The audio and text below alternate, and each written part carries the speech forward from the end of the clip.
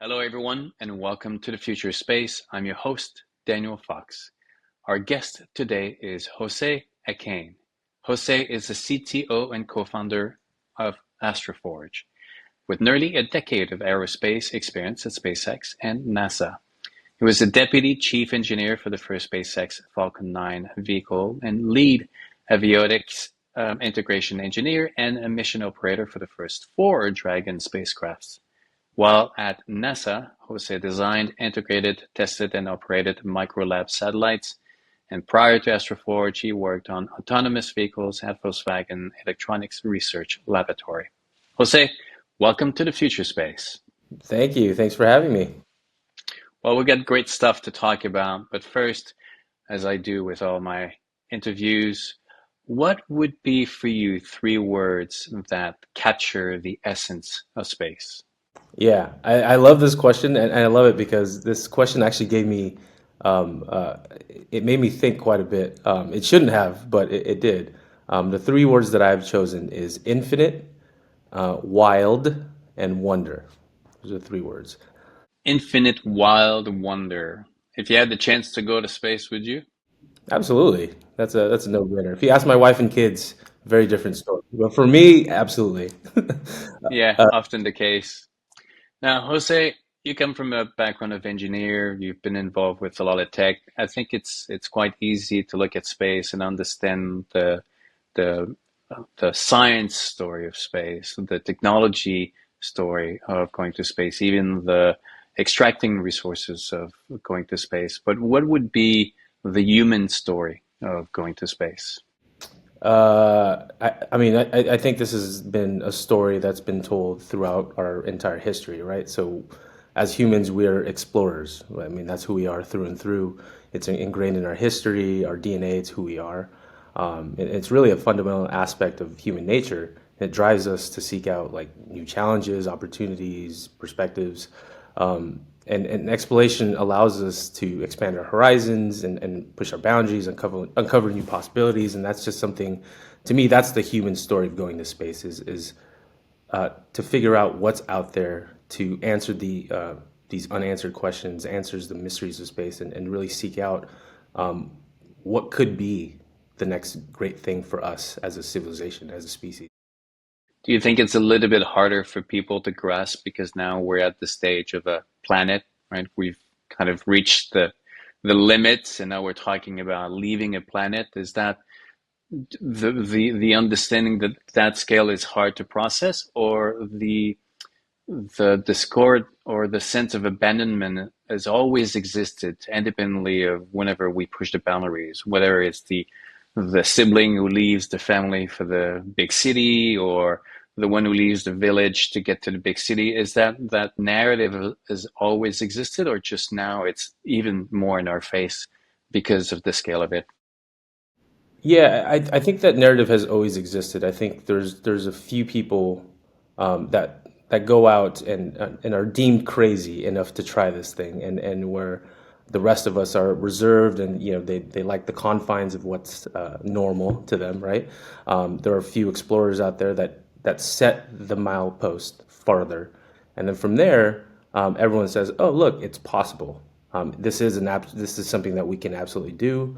And then you start optimizing the ways to get there. So right now we're still in the exploration phase, but I think as we make it more and more a common thing, when space becomes mundane, and I think that's really when we'll start to reach our potential, which is a weird thing, right? Space becoming mundane. I don't. Yeah, that's far in the future, but still, I think that's where we want to get to. I'm looking forward for that day. There are similarities and some parallel that often are used for space exploration. Some don't want to compare it, and others actually do want to compare it. About the parallel with ocean exploration back in the days where it was extremely dangerous. Some people are saying you cannot compare the two because ocean exploration is we still can breathe while space is emptiness and really dangerous. But others are looking back and said, you cannot compare today with yesterday. You have to look at the challenges that it represented back in those days and the fact that many people died in the process of exploring the ocean because they had no idea what to do. Now we take it for granted. And we have to look at space in that same kind of what is the challenge that is represented to us today as it was for yesterday. So where do you fall on that scale? I think it's very similar. You do say that the oceans are explored. So is space. Space is explored as well, right? We have only breached the surface or the subsurface of the oceans. There's only a handful of people that have really explored it. There's a lot of robotic missions that are going off to explore. Same thing with space. There's robotic satellites that are off there doing observations, for example. But the environments are extreme in the ocean, just as same with space. So to me, they're analogous. And there's missions. You run missions in the ocean to simulate what it would be like in space. You design for things like that because it is very similar to space. So to me, I think they're analogous. Even though it comes up with this weird notion of like no, it's safer because it's here. It's right in front of you. It's right in view. You can touch the water of the ocean. But there's so much more beneath that we have not touched at all or explored. So to me, it's very much might as well be space, right? That it's so vast that we haven't even explored the majority of it. And I would even push it a little bit more than it's actually safe or exploring today. It's safer than it was back then because the human cost of exploration will never be what it was. Like back in the days, if you want to know what was the weather in Antarctica, then you had to physically go and spend the winter in Antarctica and die in the process. When they did the exploration, they would, take the settlers and hundreds of thousands of them died in the process because they were just blind in, what they were embarking. That will never happen again today. Right now, we have drones and rovers on Mars. We're going to have, satellites or rovers on the moon collecting the information, so that by the time we do show up, we're not blind. We're aware of the risk. So it's a bit different. Now, Jose, I wanna kind of before we get into your journey, I do want to mention that we're talking right now at the eve of um, probably, hopefully, a milestone event for a lot of people, but also for your company. Because on Thursday, if everything works out fine, we have a company that will be landing on the moon, in which your company is somehow tied to. Do you want to explain all that story? Yeah, so Intuitive Machines is set to land on the 22nd of February, and it will be, the first commercial company to successfully land on the moon in quite some time. And we are tied to that as a company because we have purchased a rideshare slot on their second mission to go out to one of our target asteroids. So at AstroForge, what we're doing is going off and extracting platinum group metals from near-Earth asteroids. Just to give you some context of what the company is, so we're hoping for a very successful landing because there's some implications potentially if it doesn't go as planned. But all signs seem to be very nominal, so we're very excited for that moment. And when is that launch plan? It's planned for the end of Q2 this year. And I believe that's going to be your first official launch for going to space, correct? Yeah, it's not the first one to go into space. We sent out our first version of our refinery early last year. This will be the first one going to deep space, and this will be the first commercial deep space mission if successful. Now, so AstroForge, the concept is going to mine asteroids, right? Now going to the moon, you're picking an asteroid. How do you pick up an asteroid? Do you guys have like a map of asteroids on the wall, and then you all line up with darts and you go, you throw a dart and this one, we go for this one? Absolutely. Man, I wish it was that easy. If I come to work and I pick up a dart and I go, boom, that's where we're going, that would be amazing. That would mean that we've mapped so many asteroids that it doesn't matter where the dart lands. No, I mean it's quite a bit exhaustive process in selecting the asteroids. The main things that we search for in our selection criteria is the first thing is one, is it a metallic type asteroid? And the metallic type asteroid, the reason why that's important is because the concentrations of platinum group metals, which is the metals that we're going after, is much higher, 16,000 times higher concentrations than found here on Earth. The second thing is, can we access it? We have a certain amount of delta V. We have a small spacecraft, around 200 kilograms going out there. We need to be able to access this thing. And the third thing that we look for is repeatability, repeat access. So great, we can get there, but if it doesn't come back for another 300 years, what's the point? So we want to make sure that we can get there over and over again with minimal blackout periods over 5 years, so we can repeatedly mine it. There's a public database. JPL has a small body database, and observatories have public data that we can look for observed asteroids. There's estimated to be around 10 million of them, but right now 1.4 million have been observed and tracked.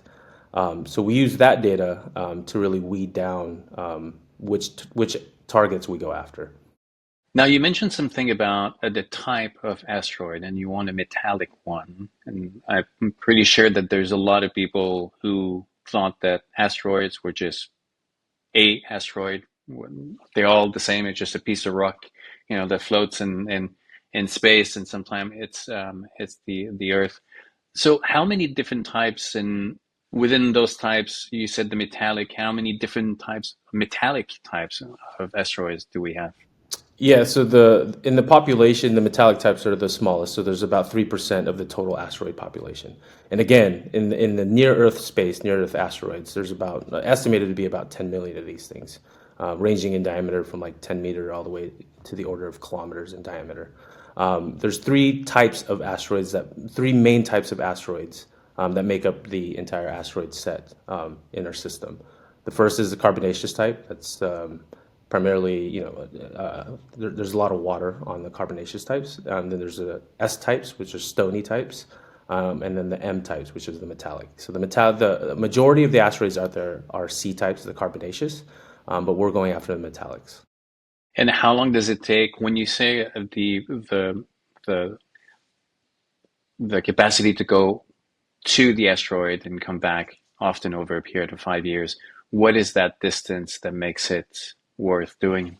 What is the distance? It ranges, actually. There's some that get closer than the moon, and we target in the range of 50 million kilometers from Earth, slant range. So, and that would be like what, a year to go and a year to come back, or? We target 6 to 9, up to a year, but our target really is 6 to 9 months to get there. About 3 to 6 months to process on station on the asteroid, and about 9 to 12 months to get back. And we do a direct re-entry to Earth to return the samples. Now, it's funny, last week I was interviewing two students at Arizona State University. And we were talking about space mining, and one of them mentioned some of the questions that need to be answered. And one of them that totally surprised me was import taxes. If it comes from space, what are the taxes import that are going to be applied to the metal? Is that something that right now you guys are concerned about at AstroForge? Look, if we come to that problem, I think we would have been successful, and I'm happy to tackle that problem head on when that happens. We have talked about the import, and that's really dependent on where we land as well. And that's really where the topic of conversation came up, is if we land elsewhere outside of the US, what is the import and export of that material, and what is it based off of, right? Like, it doesn't really quite make sense. And I think that's the great thing about disruptive technologies is it's good that we're talking about this now, because the regulatory framework for this is very loose. And I think as the disruptive technologies typically happen first, and then the state entities, government bodies, they can say, "Oh, great, we need to regulate this because this is going to spiral out of control really quickly." So the fact that the conversation is happening is a great thing. But again, back to your point on answering your question, we have thought about it, but we have not thought about it to the point of acting on it. I think once we get the samples back, I'll take that as a win, even if we have to pay 90% of import tax for that first sample. That's a huge demonstration. Look, we brought back material from an asteroid. Great. Happily pay 90% import tax. Yes, we did it Yeah, yeah, with the tax, yeah. sales tax. Now we can move. Now we Now can we can move move and to we can bringing talk down that about sales tax quite a bit, but let's demonstrate it first. exactly. Now, Jose, what is like, were you always from a young age wanting to be an engineer in the space industry, or was it like, were you zeroed in on your destination, or it was more kind of going in different places and here you are now? What is your journey? Um, that's an interesting question. I was born in the Philippines, and a lot of my TV, a lot of my dreams were was I don't know if you've ever heard of the show called Voltron. Voltron was a it's a robotics in space basically, and that's always been like, man, I really want to do this, and that's really what set me off in the path of wanting to do robotics, wanting to go into space. But I never set out. It was never a thing where I have to 100% do this. I've always taken every opportunity at face value and said like, what can I learn from this? I'm just someone that wants to learn, and if something is fun for me and I can learn something from it, I take that on. So no, I've never been zeroed in on. I want to be a founder at an asteroid mining company. That's never been my dream. I saw it as an opportunity to do something that's helpful for humanity and that pushes the boundaries of technology and what's possible. And that's why I'm in it. I started off in university and got started operating satellites for NASA through Santa Clara University, and that was amazing. And I worked at NASA shortly after, working on their CubeSat programs and other lunar programs and kind of these experimental programs on building modular spacecrafts, and that was great. And the thing that was really frustrating about that experience was when you talk to colleagues about projects they've worked on for 10, 15 years, sometimes these projects get cut off, right? And you work 10, 15 years on these things, and they all of a sudden the budget's cut, and that satellite is shelved for life. Like you never they've worked 10 to 15 years of their life, and they'll never see space. And that was absolutely frustrating for me. And I don't think I can spend that much time and not see it do something. And that's kind of what set me off on trying to find something else that was more impactful. Sure, it generates technology. Sure, it generates science and experimentation when you're building that new tech. But at the same time, if it has no impact on anyone else, like what is actually the point of what we're doing here? And that's why SpaceX to me was very much it's impactful and something that I was drawn to because they were making access to space affordable and more frequent. And to me, if you enable that, you enable these technologies that are sitting on the shelves, the availability to go up there and do what they're meant to do, right? So yeah, so I started at NASA and went to SpaceX. There was a few jobs in between there where I was trying to figure out, do I really want to go to space, or do I really want to be in space? Because NASA was great, but at the same time was not my thing. But ultimately ended up back in space. One of the issues that happened over the years in NASA were the lack of incentives, right? NASA started with incentives that are more geopolitical in the space race, and often people say the worst thing that happened to the U.S. is they made it to the moon. Then after that, what else did they have to prove? And the science, the technology was not there to keep up and move it to the commercial until the commercial incentive became available. And we have companies like SpaceX and all the others who have the incentive to risk and to find the solutions. Well, at NASA, you had the incentives were trying to get the budget, so you cannot find the solution, right? NASA is the total opposite. You have to have a problem that is never solvable, so you get the funding continue. So it was like totally opposite. But the often I hear that the culture within the space industry is really, really inspiring because you have a group of people that is just committed at finding solutions for the benefit of everyone. Is that something that you've experienced also? Yes, absolutely. I think regardless of whether you work at a big government agency or whether you're working at a startup, I think everyone is excited to be in this space, and excited to spread to the world that space is a beautiful place, right? Like, look at all the things that we can do in space. It's part of the reason why I chose infinite as one of my words, is because not only because of the size implications, it's infinite in size, but the possibilities are endless. It is no borders, limitless options. It's untouched. So, and literally anyone on the street can look up and say, it can imagine anything, and that is possible. It is a possibility. It may not have been done. We may not have the tech for it right now, but that is a possibility, and I love that about it. And I think if you talk to anyone in this space community, that is the same sentiment across the board. Now, there's obviously the technical challenges of everything that we're going to be doing in space, but are you at AstroForge? Are you also realist of the geopolitics of it, the legality, the legislation? Because obviously there's the US, there's one, you guys are one company, but there is going to be other countries, other companies. I mean, we are in another space race as who's going to first be able to define that narrative of that next chapter. How challenging do you think it's going to be with China and some of the other players in the game? I think it's going to be very challenging. We're working under the Outer Space Treaty, under the UN Outer Space Treaty, the U.S. Space Act. China doesn't necessarily adhere to those policies, right? They go off and they're able to, and they're great. They're great at technology and they're great at iteration.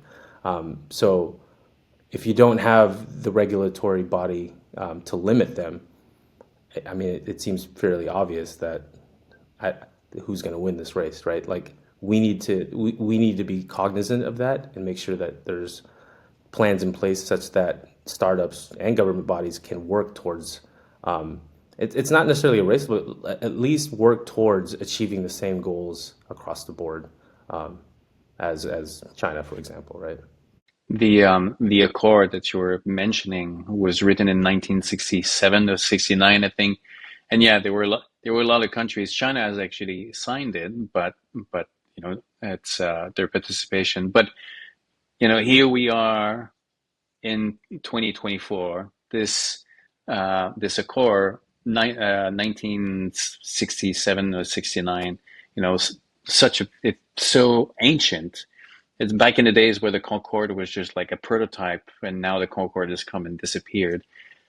But the Artemis Accord, which seems to be kind of wanting to take the follow up, has only been signed by 30 something countries, and China and Russia are not signatories on the accord. So this is more the political nightmare that is the reality that we're dealing with.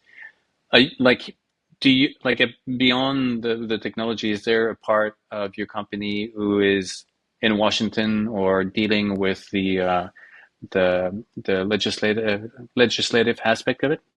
Yes, absolutely. It is very much making sure that people in our government is aware of what we're doing, and not just us, but what New Space is doing, and making sure that, hey, look, this is what's happening abroad, and here's what we need in order to be in line with what's happening there. Otherwise, our reliance on them is going to be increasing, and we have no answer to that. So we definitely have visibility within the government space, and making sure that we communicate, our vision, in hopes of potentially partnering with them. I wrote this piece on how space mining is probably one of the best things that can happen or need to happen to Earth, because the part of the reason why the US or part of the modern countries can enjoy their backyard or their national park is because everything is outsourced from somewhere else, right? If you look at your house, everything that you need, your power, everything that you create is taken from somewhere else and goes out somewhere else so that you can beautify and enjoy what you have in your surrounding. we talk about this future of, electric future, electricity, battery. This is just moving one problem to another. You still have a lot of extraction, you still have a lot of processing, and right now that extraction is in countries that are not extremely stable, or it's China, or it might be, under the Amazon forest. The minute that we can start bringing these minerals from places that are barren, or places where life is not as diverse and complex as we have on Earth, then we start thinking of, yes, Earth, it's not about distraction anymore, it's more about conserving and enjoying. It's that I mean that obviously resonates with the mission that you guys have at AstroForge. Yeah, absolutely. I think everyone always is talking about, especially in the US, is decarbonization by 2050, right? And the critical materials needed for that are just non-existent. Like people are scrambling, miners are scrambling to find where those resources are going to come from because we can't meet that demand. And that's been one of these things that everyone's excited about, the electric vehicle movement, the clean energy movement, but you need the resources in order to support that. And we don't have that right now. So absolutely, AstroForge is along those lines of how do we solve this? Along with the terrestrial mining community, we're in conversations with a few of them to figure out how can we work together in order to solve the crisis that we have at hand.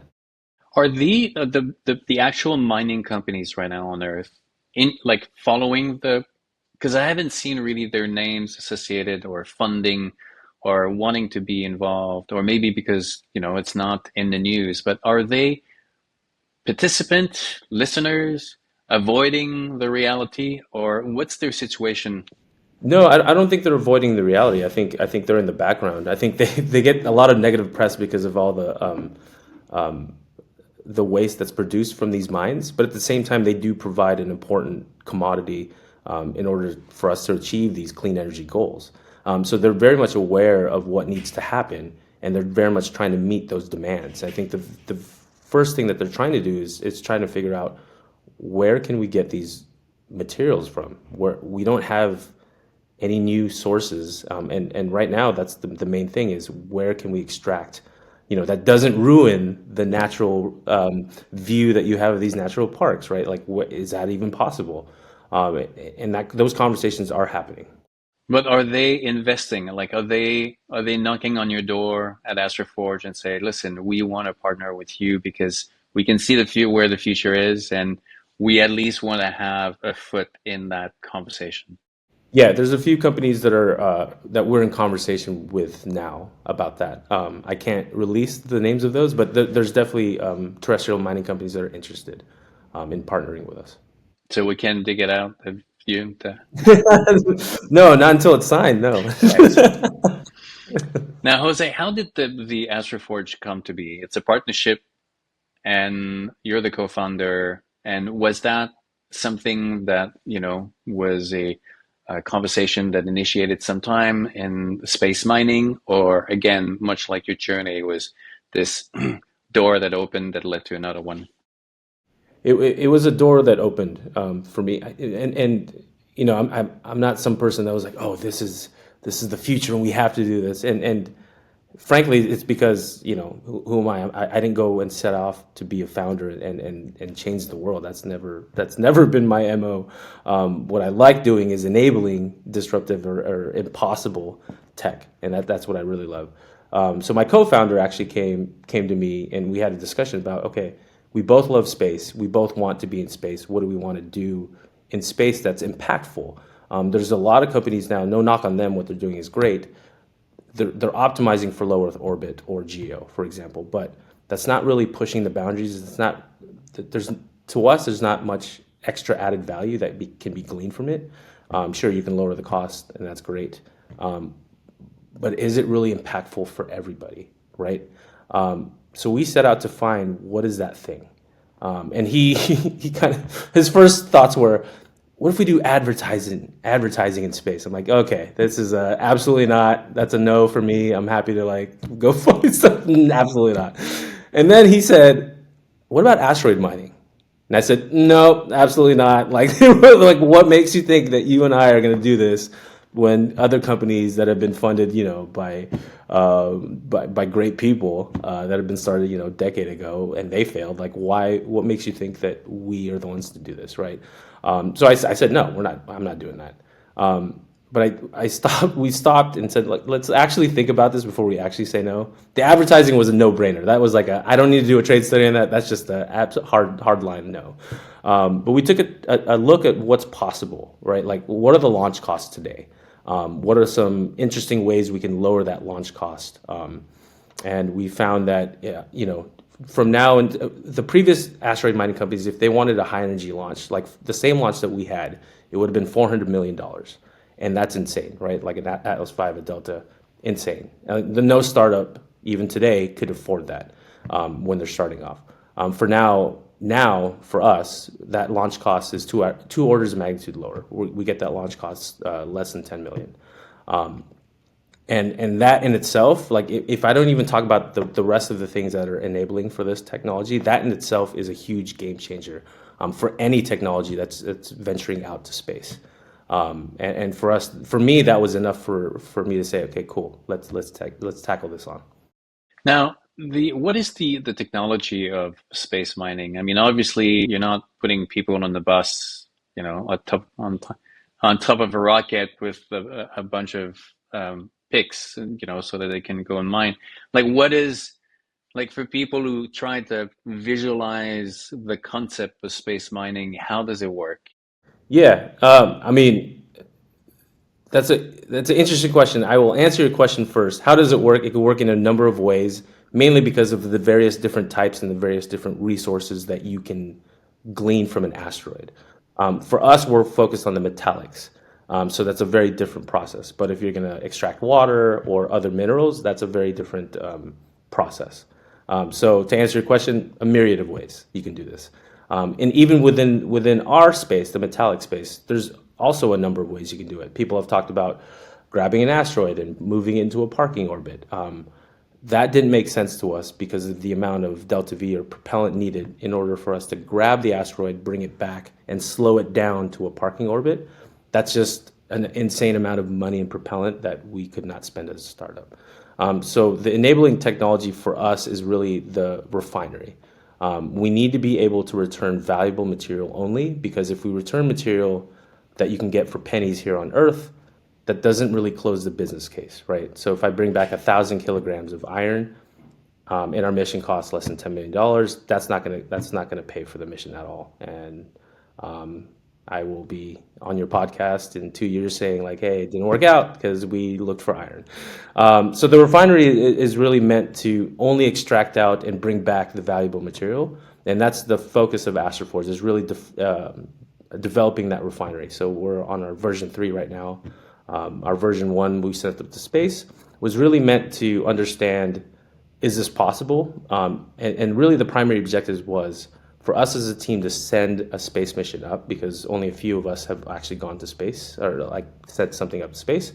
For us as a team to do that, and 2, to test out the vendors that we'd be using for our deep space mission and see what technologies we needed, they were capable of, or what we needed to offset and help them.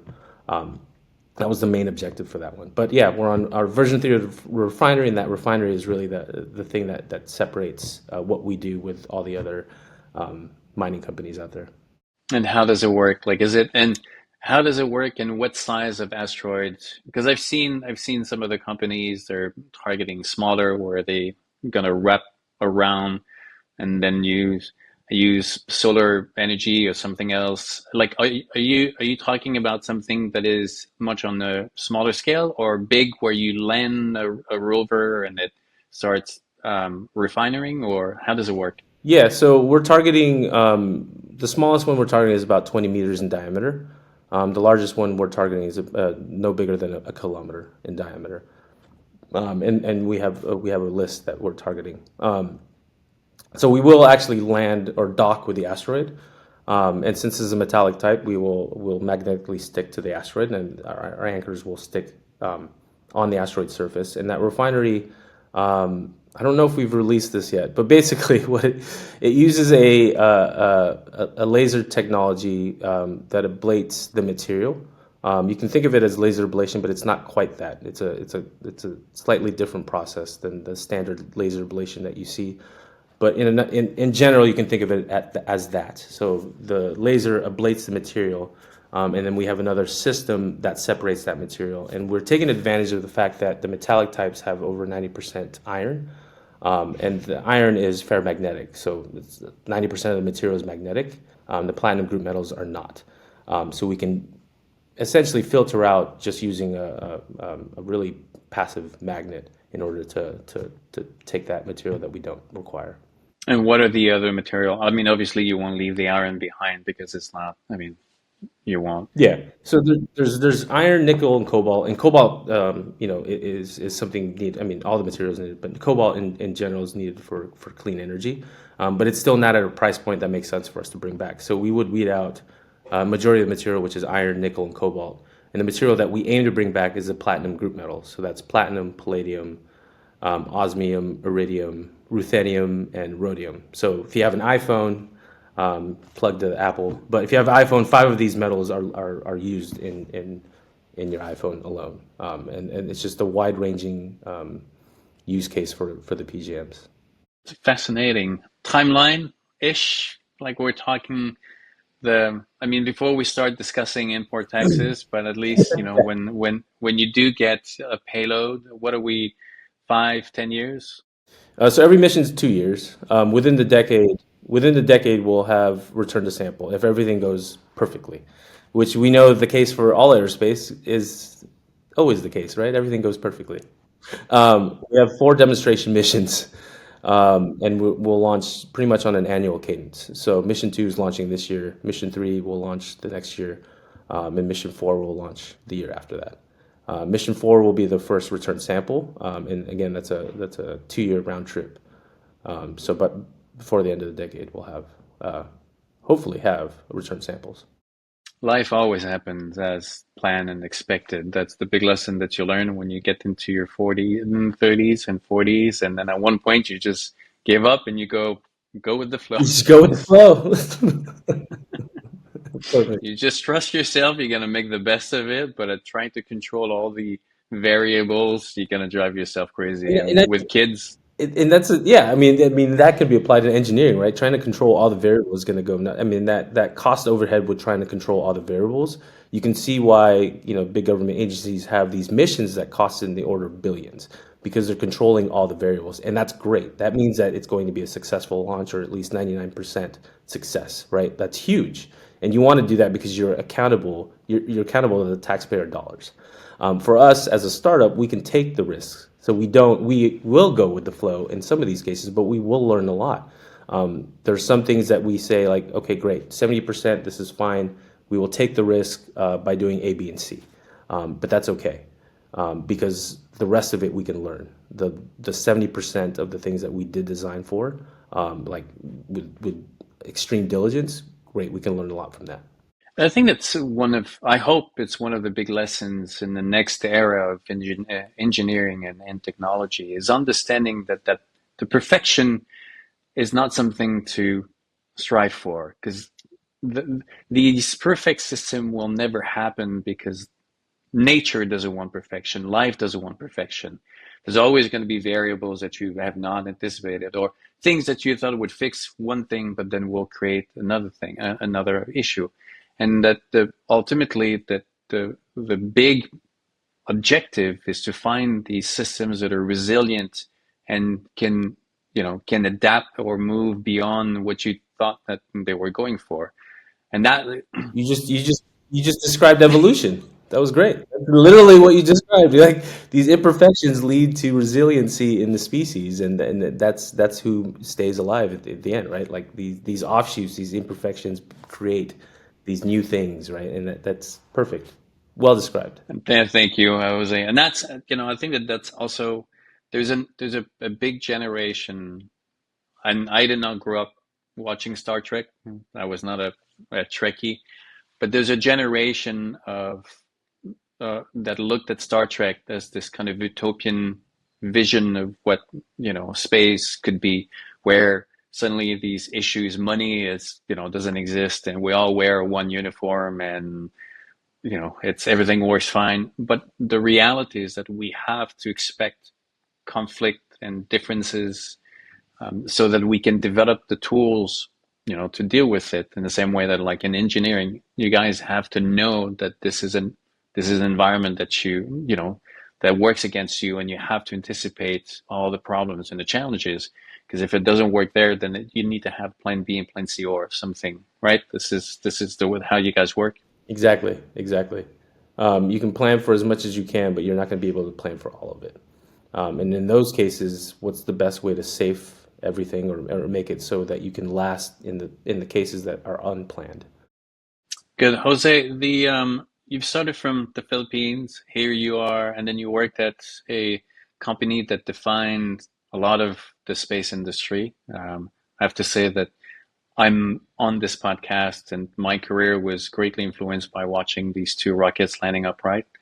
That for me, I have to say, was That was my Apollo moment. I think it's. I'll, I'll be honest with you, I never looked at space as, oh, this is where we're going. For me, space was part of nature. I love it. It's humbling.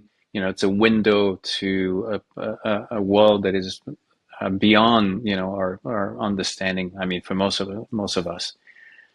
But seeing these two rockets landing upright, my brain flipped, and then I saw space as, this is just the next frontier, and all this has just been time where we can find the technology, and we're going over there. And I was like, okay, this is big.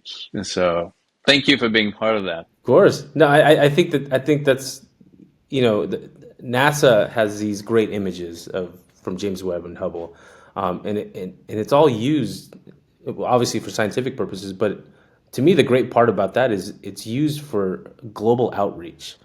This is the beauty of space. Those two rockets landing, this is what we're capable of. What's next out there for us? What else can we do that we have not previously thought we could do?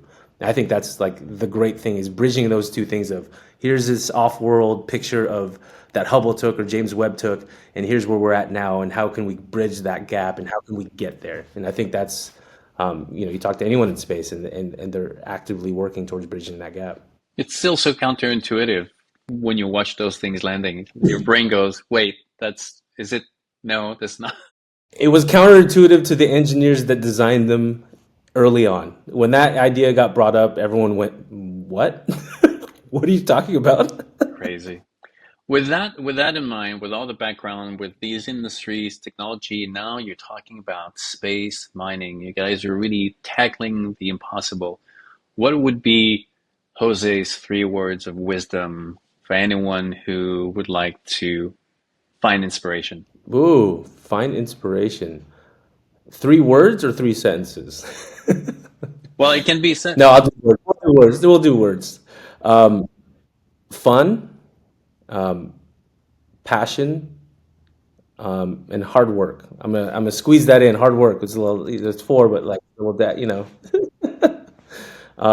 I think to me, following the fun, regardless of what you do, I think everyone that's coming up from university or school is always ingrained of like you got to find the thing that you're excited about, and I think there's this preconception of when you find that or when you go off after college and you find that work, that's what you're going to be doing, and I don't subscribe to that at all. I think you find the fun, you work hard, and you really find the passion and the fun in what you're doing, and you take that and go to the next thing that drives you. And I think that's the most important thing in order to find a fulfilling and impactful career.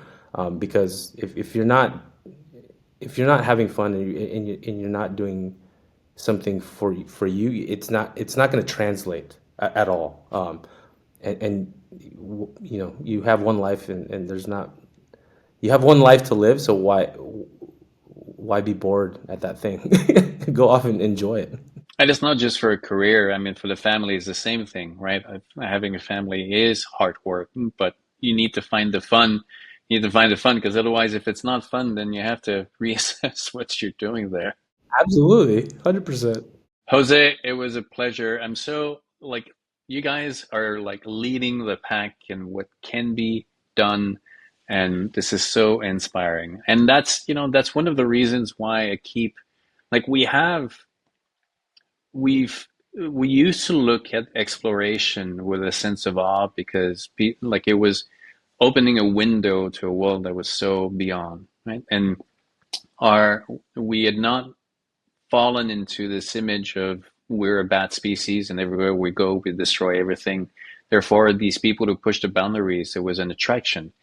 Now, if there's been a change of story. We think that we are not a good species, and everywhere we go, we're gonna we're gonna mess it up in the same way. And so there's like we have to change the narrative. We have to change. We have to reconvince people that that messiness had a purpose, but we're doing it with the best intentions. So companies like you that do it for the right reasons and try to do it right is always inspiring. So thank you. No, thank you. Thank you for having me. I think what you're doing on this podcast is amazing, to spread the knowledge and the excitement of what is possible out there in space. So thank you. I'll come down in LA soon, and then I'll Please. excellent. I'll see you soon, Jose. Thank you so much. Thank you. Bye.